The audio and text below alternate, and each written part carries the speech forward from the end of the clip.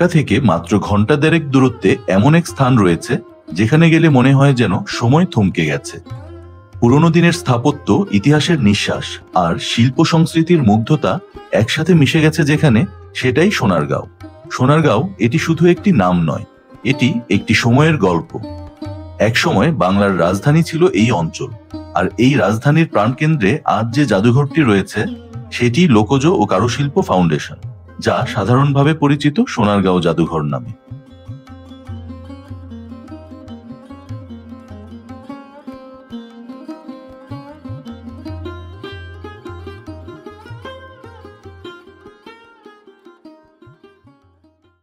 সোনারগাঁয়ে অবস্থিত ঐতিহাসিক বড় সর্দার বাড়ি মুসলিম ঐতিহাসিক স্থাপনার এক উজ্জ্বল দৃষ্টান্ত। বাংলার স্থাপত্য শৈলীর প্রায় সব নিদর্শন যেন একসাথে গাঁথা এই বাড়িটির, যার পরিচিতি বাংলার প্রতাপশালী শাসক ঈশা খাঁর বাড়ি হিসেবে। বারো ভূঁইয়া, মুঘল আমল ও ব্রিটিশ শাসন আমল সব মিলিয়ে বড় সর্দার বাড়ির বয়স প্রায় ৬০০ বছর। সর্দার বাড়ির অন্যতম এক বিশেষ আকর্ষণ হচ্ছে সূক্ষ্ম টেরাকোটা ও অসাধারণ কারুকাজ, যা বাড়িটির বাইরে থেকে স্পষ্ট উপলব্ধ হয়। বাড়ির সামনে ও পেছনে উভয় পাশে রয়েছে চমৎকার দুটি দিঘি। সামনের দিঘিটিতে চোখে পড়বে বহুল পরিচিত তলোয়ার হাতে ঘোড়ার পিঠে সওয়ার দুই সৈনিকের মূর্তি। অপরূপ প্রাচীন নিদর্শন বড় সর্দার বাড়ি এখন পর্যটকদের জন্য একটি আকর্ষণীয় স্থান। তথ্যানুসন্ধানে জানা গেছে, সুলতানি আমলের পথ ধরে মুঘল আর সর্বশেষ ব্রিটিশ রাজত্বের ইতিহাস ঐতিহ্যের ধারক ও বাহক এই বড় সর্দার বাড়ি নির্মাণ করেছিলেন ঐশ্বর্যকান্ত সাহা সর্দার বা বড় সর্দার নামে একজন ব্যবসায়ী। তখন থেকেই এই ভবনটির পরিচিতি বড় সর্দার বাড়ি হিসেবে।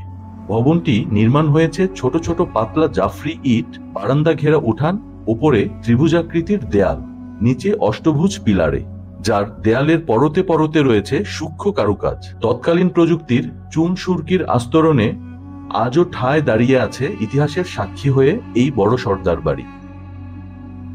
বড় সর্দার বাড়ি উদ্যানের মুখে প্রহরীদের কুঠুরি পার হয়ে দেখা যাবে প্রকাণ্ড এক জলসাঘর।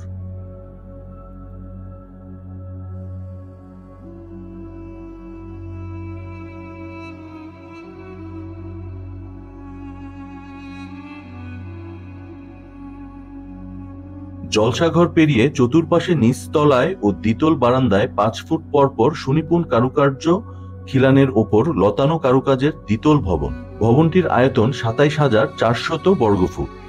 নিচতলায় কক্ষ রয়েছে ৪৭টি, আর দ্বিতীয় তলায় কক্ষ সংখ্যা ৩৮টি। আরো জানা গেছে, বড় সর্দার বাড়িটি বহু সময় ধরে কোনো রকম সংস্কার না করার কারণেই বাড়িটি প্রায় ধ্বংসপ্রায় অবস্থায় পৌঁছেছিল। ১৯৮১ সালের ২৫শে সেপ্টেম্বর থেকে ঐতিহাসিক এ ভবনটিকে সরকার লোকজ ও কারুশিল্প জাদুঘরে রূপান্তরিত করেন। বাড়িটির ঐতিহ্য ও পুরনো সৌন্দর্যের কথা বিবেচনা করে এর আদি রূপ ফিরিয়ে আনতে ২০১২ সালের ৩ জানুয়ারি সংস্কৃত বিষয়ক মন্ত্রণালয় এবং দক্ষিণ কোরিয়ার ইয়াংওয়ান কর্পোরেশনের মধ্যে বড় সর্দার বাড়ির সংস্কার ও সংরক্ষণ কাজের এক ঐতিহাসিক চুক্তি স্বাক্ষরিত হয়। দক্ষিণ কোরিয়ার ইয়াংওয়ান কোম্পানির আর্থিক ও কারিগরি সহযোগিতায় প্রায় ২০ কোটি টাকা ব্যয় করে ২০১৬ সালে বাড়িটির রেস্টোরেশন কাজ সম্পন্ন হয়। প্রায় ৫ বছরের প্রচেষ্টায় রেস্টোরেশন তথা পুনরুদ্ধার কার্যক্রমের মাধ্যমে বড় সর্দার বাড়িটি তার হারানো ঐতিহ্য জৌলুস পুনরায় ফিরে পায়। প্রায় ১৫০০ বছরের প্রাচীন শহর সোনারগাঁ ছিল বাংলার রাজধানী। মুসলিম শাসকদের অধীনে পূর্ববঙ্গেরও একটি প্রশাসনিক কেন্দ্র ছিল এই সোনারগাঁ। ১৩ শতকের দিকে স্থানীয় হিন্দু রাজা তনুজমঠ দশরথ সুবর্ণগ্রামকে তার শাসন কেন্দ্রে পরিণত করেন। এখানে উল্লেখ্য যে এই সুবর্ণগ্রামই পরবর্তীতে সোনারগাঁ হিসেবে নামকরণ করা হয়। তৎকালীন সুবর্ণগ্রামের বিস্তারিত ইতিহাস বিষয়ক আমাদের একটি ভিডিও লিংক ওপরে দেওয়া আছে। এই ভিডিওতে তৎকালীন সুবর্ণগ্রাম, পানামনগর ও তার পুরো ইতিহাস তুলে ধরা হয়েছে। তবে সোনারগাঁয়ের গৌরব গাথা শুরু হয় ফখরুদ্দিন মোবারক শাহের আমল থেকে। এবার এক নজরে ঈশা খাঁর গৌরবগাথা শাসন ব্যবস্থার দিকে কিছুটা আলোকপাত করা যাক।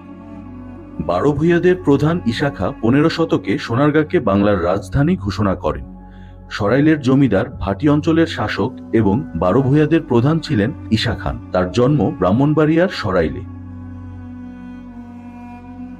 একটি বিশেষ তথ্য হচ্ছে, এই রাজা ঈশা খাঁয়ের পূর্বপুরুষগণ ছিলেন সনাতন ধর্মাবলম্বী। ঈশা খানের পিতামহ 22 রাজপুত সম্প্রদায়ভুক্ত ভগীরথ প্রথমে অযোধ্যা থেকে বাংলায় আসেন এবং বাংলার সুলতান গিয়াসউদ্দিন মাহমুদের অধীনে দিওয়ান হিসেবে চাকুরি গ্রহণ করেন। তার মৃত্যুর পর পুত্র কালিদাস গজদানি পিতার দিওয়ানি পদ লাভ করেন। পরবর্তীতে কালিদাস ইসলাম ধর্ম গ্রহণ করে সোলাইমান নাম ধারণ করেন। সোলাইমান তৎকালীন সুলতান গিয়াসউদ্দিন মাহমুদের একমাত্র কন্যা সৈয়দা মোমেনা খাতুনকে বিয়ে করেন এবং সরাইলের জমিদারি লাভ করেন। এই সরাইলে সোলাইমানের পুত্র ঈশা খাঁ জন্মগ্রহণ করেন।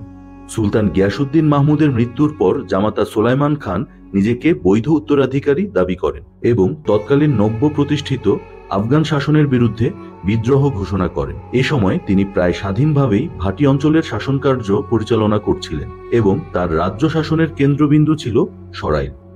1545 খ্রিস্টাব্দে শের শাহের মৃত্যুর পর তার পুত্র ইসলাম শাহ দিল্লির সিংহাসনে আরোহণ করে বাংলাকে একটি একক প্রশাসনিক শৃঙ্খলার মধ্যে আনার জন্য পদক্ষেপ গ্রহণ করেন। কিন্তু সুলাইমান খান ইসলাম শাহের ব্যবস্থা মেনে নিতে অস্বীকার করলে ইসলাম শাহ তাজ খান ও দরিয়া খান নামে দুজন সেনাপতিকে তার বিরুদ্ধে প্রেরণ করেন।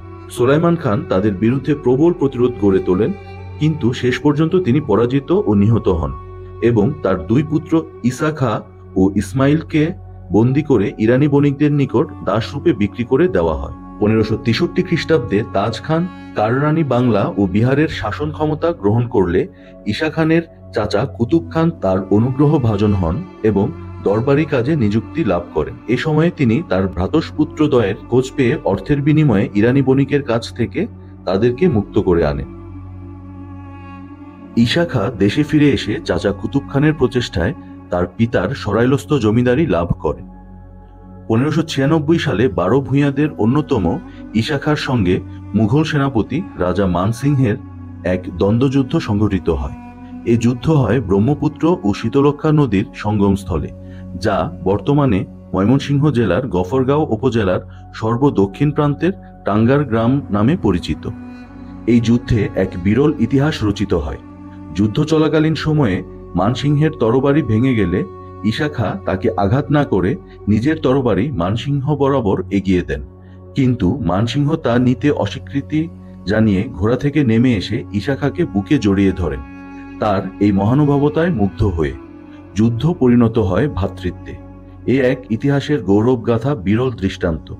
পরবর্তীতে মানসিংহ ঈশা খাঁকে নিয়ে সম্রাট আকবরের দরবারে গেলে তিনি ঈশা খাঁকে 22 পরগনার শাসক নিয়োগ করেন ও তার বীরত্বের জন্য মসনদি আলা উপাধিতে ভূষিত করেন। ঈশা খাঁর জীবদ্দশায় মুঘল সম্রাট আকবর পূর্ব বাংলার ভাটি অঞ্চলে তার কর্তৃত্ব প্রতিষ্ঠা করতে চাননি। এ সময় ঈশা খাঁ ভাটির বিশাল অংশে তার একক কর্তৃত্ব প্রতিষ্ঠা করেন ও সে অঞ্চলকে একটি স্বাধীন রাজ্যে পরিণত করেন। বাংলার ঐতিহাসিক স্থাপনা বা অঞ্চলকে কেন্দ্র করে ধারাবাহিকভাবে নির্মিত আজকের এই দ্বিতীয় পর্বটি। প্রিয় দর্শক, আমরা এখানে ইতিহাসের হাজারো গৌরবগাথা, স্মৃতি বিজড়িত সর্দার বাড়ি তথা সোনারগাঁকে দৃশ্যায়নের পাশাপাশি এর ইতিহাসকে নানাভাবে ফুটিয়ে তোলার চেষ্টা করেছি, যাতে করে আপনারা বর্তমানে এই লোকজ ও কারুশিল্প জাদুঘরটি ঘুরে দেখতে দেখতে কল্পনায় তৈরি করতে পারেন ইতিহাসের এক বাস্তব চিত্র। আপনাদের অনুপ্রেরণায় এই প্রচেষ্টা অব্যাহত থাকবে আমাদের ধারাবাহিকভাবে নির্মিতব্য পরবর্তী পর্বগুলোতেও। সেই সাথে আপনাদের প্রতি বিনীত অনুরোধ থাকবে অবশ্যই পরিবার পরিজন নিয়ে এ ধরনের ঐতিহাসিক স্থাপনাগুলো ঘুরে দেখার। সবাই ভালো থাকবেন। আল্লাহ হাফিজ।